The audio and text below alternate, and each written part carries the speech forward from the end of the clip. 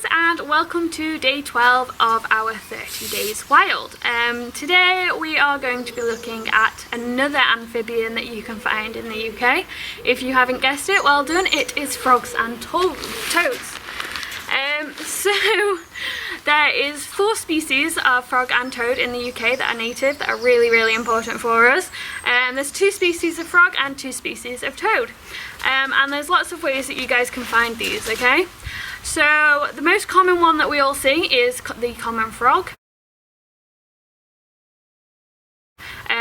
These guys are regular visitors to gardens and ponds, so they're really important, and believe it or not, they lay 15,000 eggs spawn in yearly into ponds so that they can breed, but unfortunately all them spawn that they lay do turn into frogs because unfortunately they're highly predated on.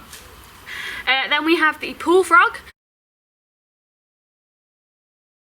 The pool frog is a very rare frog, okay? I've never seen one.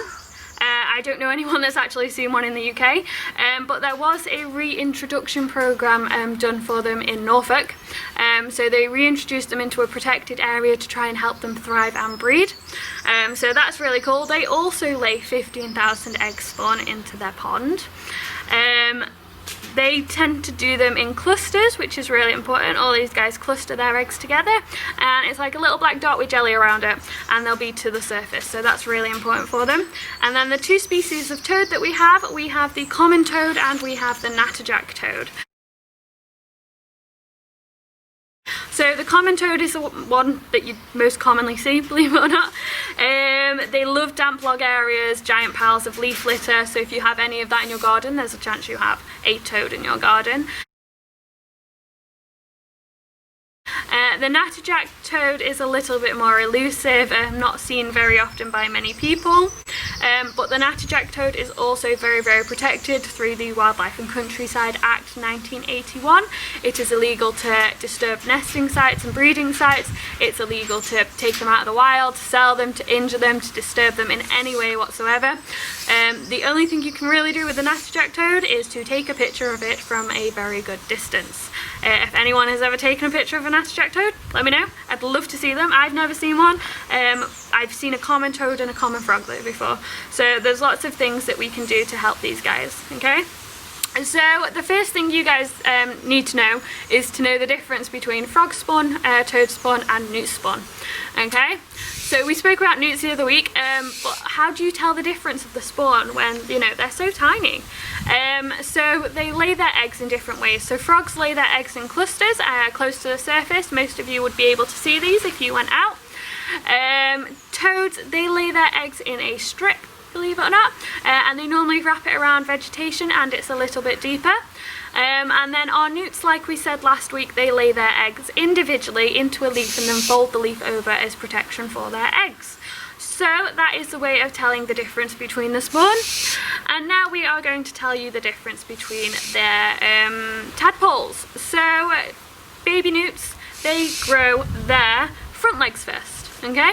So if you're looking in a pond and you see some little wiggly things going around, they are probably your tadpoles. If they have back legs, then they are frogs or toads. If they have front legs, then they are most likely newts. So that is the best way to tell them. I went to for a nature walk the other day and we came across this little pond and there was thousands of tadpoles in there, and they all had their little front legs coming, which told me that they were either frogs or toads. From the environment and the habitat around them, I am going to say they were common frogs. But it's no way to definitely know for sure until they grow a little bit bigger. Common frog tadpoles turn into a light grey, whereas toads stay a nice dark colour. So that's the best way to tell you what you are seeing when you go out. Now, unfortunately, the lifespan of these guys is not insanely long. It's longer than our birds and our bumblebees, but it's not as long as us. So the common frog will live to up to 8 years in the wild. The pool frog only lives till about its 6. The common toad can live 10 to 12 years in the wild because it's slightly bigger, so it has that like slightly longer lifespan. And then the natterjack toad is also slightly bigger, and that can live up to 15 years. So nice long lifespans for these animals compared to most. So if you saw a frog a couple of years ago in your garden and you've seen another one now, there's a chance that it might be the same frog. Frogs do this thing where they come back to a place where they feel safe to lay their eggs. So if you've had a frog lay eggs in your pond previously, there's a high chance you might get them back again. Now, there's 5 stages to our frog and toad life cycle. So first of all, it's the egg spawn that they lay in the water. Then there's the tadpole with the little wiggly tail. Then it's the tadpole with the legs, so then you figure out whether it's newt or frog or toad. And then you've got the young frog, so you tell this by coloration to try and figure out the species, and then you have your adult frog. So I have a picture here of a juvenile frog that had just emerged out of the water. It's a common frog. It was as small as my fingernail, so it was still very, very tiny. The common frog only grows to be about this big. Okay, so they're not incredibly huge. Females tend to be a little bit bigger, but once again, it was glorious to see. It was very hard to spot. Now, unfortunately, frogs have a very big threat in the UK, and the most common one, unfortunately, is being run over. So before breeding season, all the frogs and all the toads migrate to certain ponds, certain lakes. If they've been there before, they want to go back there because they know it's a great environment and their young survived.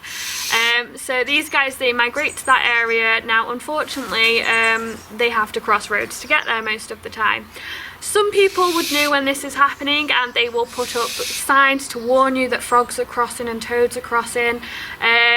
Ecologists would start to do their surveys, so they would do fence pitfall tracks where they put up a blue barrier with 2 buckets either side dug into the ground so that the frogs have to go along the barrier to fall into the bucket. We check them every morning and every evening just to make sure that there's no predators getting to them and stuff as well. So they're the pitfall traps that we set. It helps us get a number of the animals we're seeing each night, just so we know how many frog are migrating to that certain breeding pond. Another big threat is predation. Now, frogs, you know, yay big, lots of predation, lots of things are going to want to eat something that size, including the French with their frog's legs. But predators for these guys would include heron, they would include different species of fish while they're in the water, stoats, pine martens, otters, hedgehogs, ducks, badgers, and other birds as well.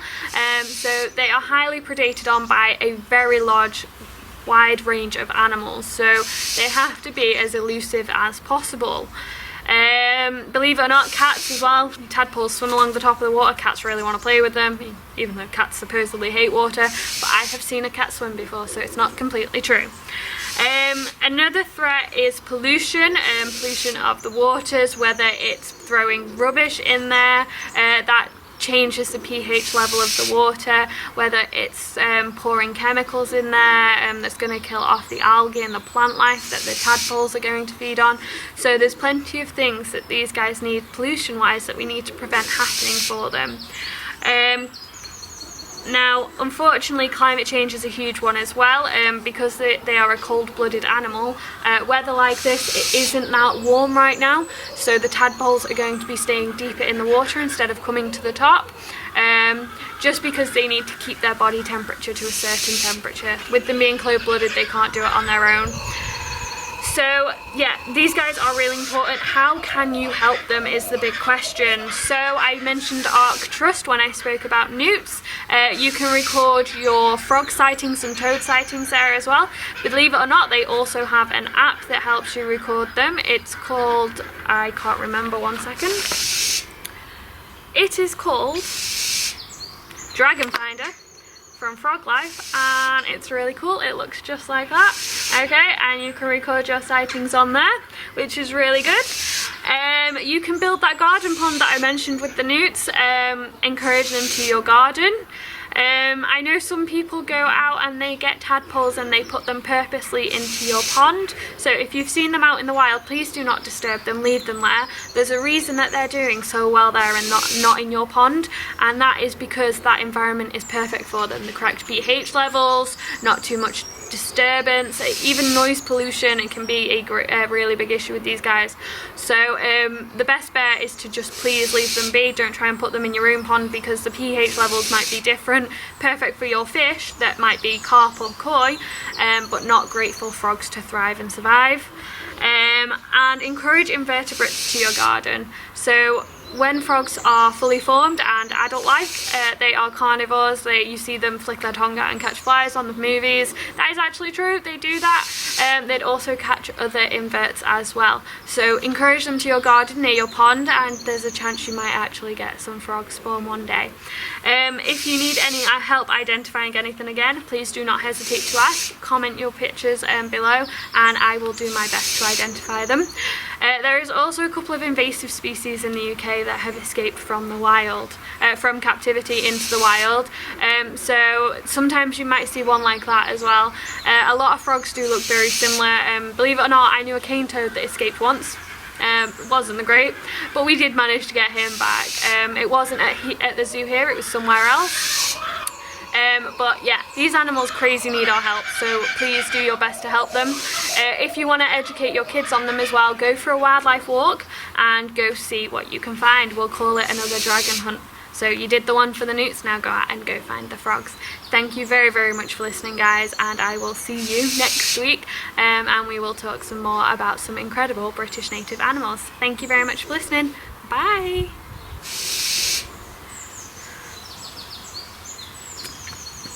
Right.